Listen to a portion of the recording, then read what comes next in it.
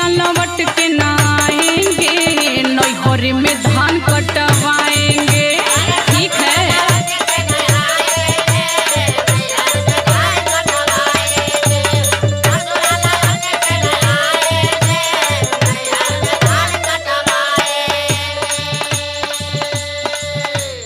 अरे पगली खटाई तो खियाई भी ना, तनिको देह पर असर ना पर दे।